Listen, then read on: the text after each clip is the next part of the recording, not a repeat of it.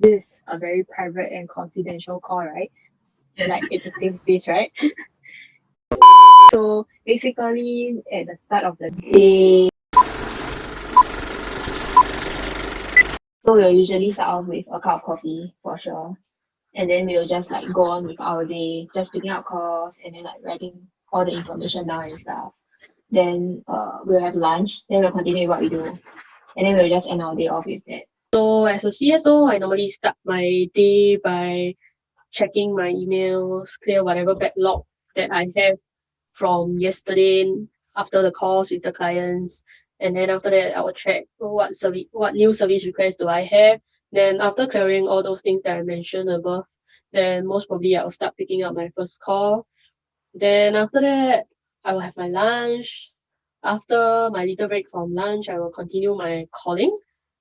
And then I will end off the day with what I have to do. I'll note down and then I will prepare like what is there to do for the next day. And then I will restart my day all over again, just like that. So basically, at the start of the day with this work from home arrangement, we'll on our DBS like laptop.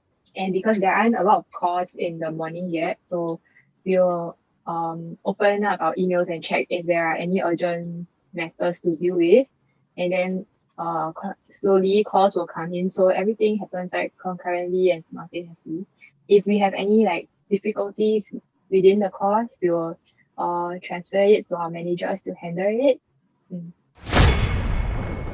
Hi, good morning, madam. This is DBS hotline. How may I assist you? I'm supposed to transfer $200 to my mother, right? Because like I know I need to take care of her, right? But I accidentally clicked the ATM wrong. I accidentally clicked $2,000 there. But yeah, can you help me like to take back the money now? Because like it's accident because my mother is now she cannot use ATM on her own. So I need to take back the money. $2,000 very big. Can you like give me the money back? Like you transfer back to me, then I transfer $200 back to my mom. We understand the issue that you are facing. Please give us a moment as we make a verification. Hi, madam. I checked through the system. You had transferred an amount of $2,000 to this account, and Yes. according to what you mentioned, Yes, you also found out the amount of $200 has been transferred to this account for every month. Yeah, so can give me back the $2,000, then I give $200. Or I not enough also. Myself I not enough. How long Yes. How long Quite urgent Whether my mom don't know how to take out money also. Basically, we have this standing instruction service in DBS. This service will help you to transfer money on a regular basis to your designated account. Okay. Do you still have any more things that you need assistance? No, no more already. I just want the $2,000 back. Then so I can transfer 200.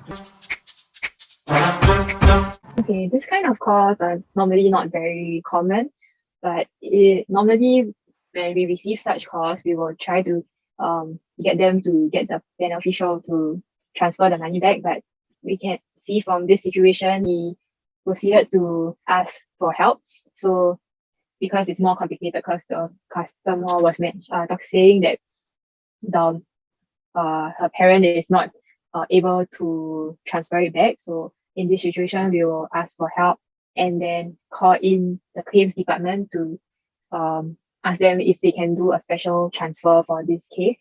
And normally it's a longer process as compared to the other common calls like credit cards and banking services. Yeah. Most frequently we will receive calls like they'll ask us about the transaction stuff, usually like some errors or some like transaction that doesn't tally with their books. So those are usually the calls that we receive, because usually people don't call to ask for like how to make things work. Like unless there's something wrong with their accounts or like their bank transaction, then they'll usually call and inquire. But usually people don't call and like ask you like do you know how this works, because I can't get it to work. Because usually this kind of question, like either they will just go to the bank or they will just ask their family member. So that is something that we don't usually receive calls for. Every day we receive very different calls, but the general calls are mostly iBanking and credit card. I think they call for various reasons. I think the top reason that I can think of is actually them unable to find whatever information that they need online, thus ask the call center person being the last resort that they can to call. And then some people are just lazy to read like whatever they have, or some people just prefer to have the human interaction, talk to someone and get what they want faster. That's what they think. Yeah, or maybe some just really don't know how to do it. Good morning, sir. Thank you for calling DBS hotline. How may I help you today? Hello, I need help regarding the iBanking app. Okay, regarding the DBS Digibank, how may I help you with that? You know there's a digital token. We actually set it up. The digital token, they tell me can access the bank app. I don't know how to do this thing. Okay, sir, have you actually set it up already? I don't know. Okay, can I just check with you first? Have you tried accessing the DBS website? Uncle don't know how to use computer. Suddenly got digital token, then got website, then got this app. I don't know how to do this. Okay, Edwin, I understand your frustrations. It's definitely a difficult task to adjust to digitization. Can I just do a quick check with you? If you have the DBS Digital Bank app downloaded to your Got mobile? that time You the have bank they help me to install the app. They teach me. Oh, okay, no worries. One eternity later. So I'm happy to help. With this, you can authenticate and transact securely in the future with the digital token. Can I just check at this point in time, is there anything else that I can help you with today? Thank you so much. Thank you. You help me a lot. Because usually people don't call to ask for like how to make things work. Like, unless there's something wrong with their accounts or like their bank transaction, then they'll usually call and inquire. But usually people don't call and like ask you like, do you know how this works? Because I can't get it to work. Because usually this kind of question, like either they will just go to the bank or they will just ask their family member. So that is something that we don't usually receive calls for. I guess it's like kind of like human nature because like whenever someone calls in, they probably have a problem before they actually call in. So people who are facing problems with the service will probably be a little bit unhappy. Hi sir, how may I assist you? Hello, good morning. Calling today to actually inquire about my credit card bill because apparently I received a notification that I incurred a penalty fee. I'd like to waive this penalty fee. This always happens, very annoying. Can you help me solve it? Hi sir, thank you for waiting. We have verified your claims and you indeed have an outstanding payment for your credit card bill due for 2 months. Okay, so we would like to inform you that usually $100 will be early right if minimum payment for the bill is not received on the card. Okay, so in response No. But I actually make the payment before the date. How come I still kena the penalty? This is not acceptable. Okay, sir, may I know whether you managed to make the payment before the current due date? I cannot get the exact date for you now, but I know I made it on time. You better check your record. I'm sure you will make a mistake on your part. I just want this credit card bill to be waived. You know, we very busy, working adults. No time to manage all this kind of thing. Please help me solve this once and for all. Thank you. I think this is a very normal case where people would call in to waive off the charges for their credit card. But now we do have a bot online to do the fee waiver. After creation of such bot, we do see a great decrease of calls coming in. But however, some people are just used to calling us and like, have the human touch to understand what is the case going on and why they still charge the additional fee. There are more cases that are more complicated, thus it takes a longer time, and then there's approval it need to done. So as per the case study, I do understand the range. However, there's bank protocols. However, it's always by a case basis. Thus our call center, the person that was calling her also try the best to educate the customer, and I think it's a good thing for us. Don't worry, not a lot of customers are that unreasonable. So it's terrible, but it's not that common.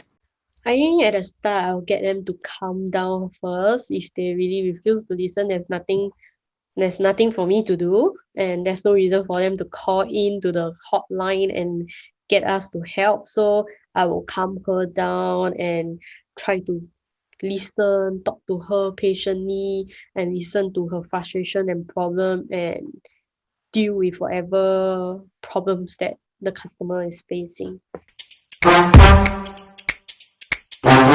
So when I receive questions that I don't know how to answer, so usually the first thing when I just started, it would be I'll get very flustered and I will sort of like stutter with my words, not knowing how to answer to this customer.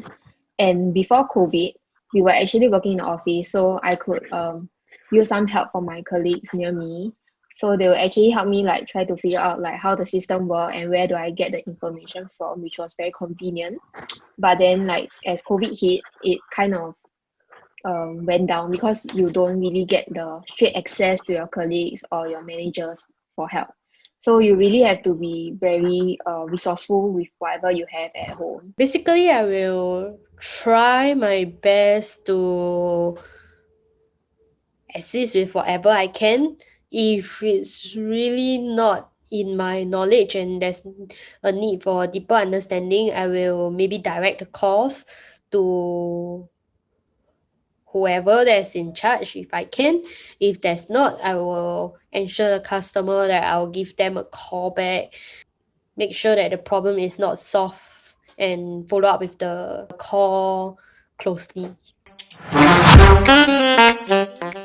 Compared to last time, I am now able to sound much more professional, even when there's like a lot of things that I'm unsure about. So you just try to sound like very professional, keep the conversation with your customer. So while you're trying to figure things out, just try to like talk to them and then ask them how their day is and whatever. So they don't feel like it's very long, that you're taking very long to figure things out. And I think that is a skill that us as CSO throughout the years we sort of have learned, because having like such conversation, it actually give the company a better brand image as well. Like it's more engaging, the call is more engaging, and like it's less stressful for the customer as well when they are waiting for answers, especially when it's things that are very sensitive like money and stuff. So like that is a skill that I've learned.